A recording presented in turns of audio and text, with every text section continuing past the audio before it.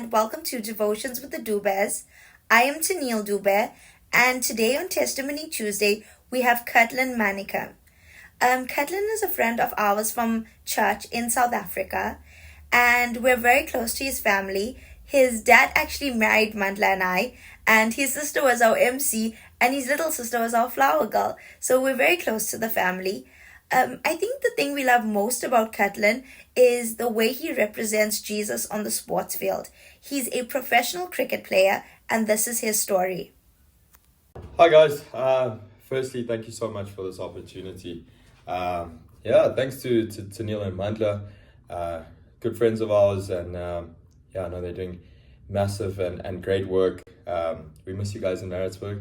We miss you guys part of the church, but we know that the harvest is plentiful and the laborers are few. So we understand that you've got to go out, and we're so proud of just being associated to you guys. Thank you for this opportunity to share my testimony. I always get super excited to share it because, I mean, who can get bored of sharing the goodness of God? Just for me, so I'm Kurtlyn Mannikam. I'm a professional cricketer. I've been doing so for 11 years now. I'm currently playing for a team called the AET Tuskers. We're based in KZN, based in Pietermaritzburg, and so I've been playing for them for 10 years now. I started off at the Dolphins and been here for 10 years. And what a crazy journey. Sport is a really big up and down journey. I started off in Ladysmith. I'm from Ladysmith. I went to primary school there, started playing cricket there. So Ladysmith is a little small town in KZN, KwaZulu-Natal in South Africa. And there's not much exposure for aspiring professional athletes. So I left there when I was 12 years old, and moved to Pietermaritzburg, which is a bigger city, more exposure, and that's when my career really kicked on. My love for cricket always was there from maybe 5 or 6 years old, and I've just been blessed to do it since then. It really kicked on when I got to Maritzburg, and I had opportunities to really test myself against the best, and that brings out the best in you. And I got there to go to high school, and I was blessed and fortunate enough to sign professionally when I was 19 years old, so first year out of school, and never looked back. But God's hand has been so evident in every single step I've taken in cricket. Firstly, I got told by a coach at 19 years old at the end of my first professional season saying, "You're never going to last. You're never going to play franchise cricket. You're never going to..." So basically it was one step up. And he said, "It's just not for you. You're a good lad and you're an intelligent lad. You need to carry on with your studies." And I was like, whew. And 6 months after that, I made my franchise debut.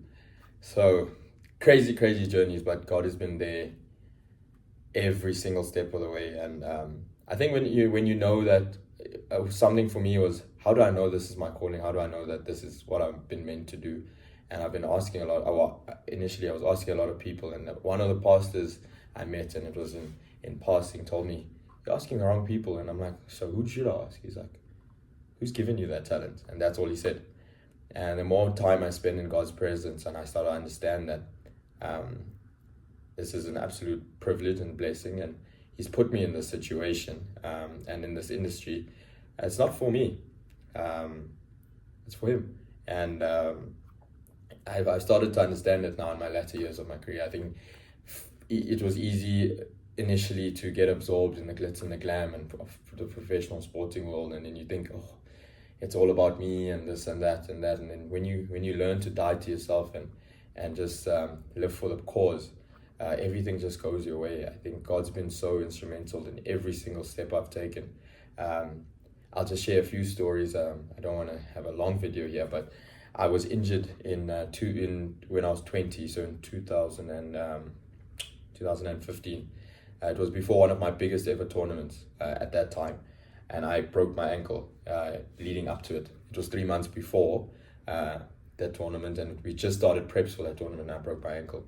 And I was out, and I was like so frustrated, and I remember going down on my knees on the side of my bed and saying, God, I'm learning that this is your purpose for my life, but this is my time, and now this. And to cut a long story short, a pastor prayed for me, and people rallied around me, my parents, and the guy that prayed for me said, do you want to play? And I was like, obviously, yeah, I want to play.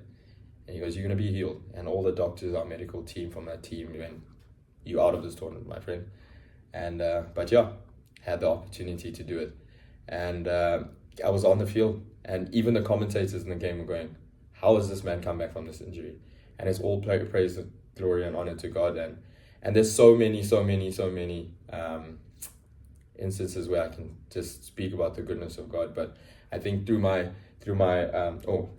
something massive that I wanted to share is, so a year and a half ago I got diagnosed with a heart condition. It's called right bundle branch blockage, RB3.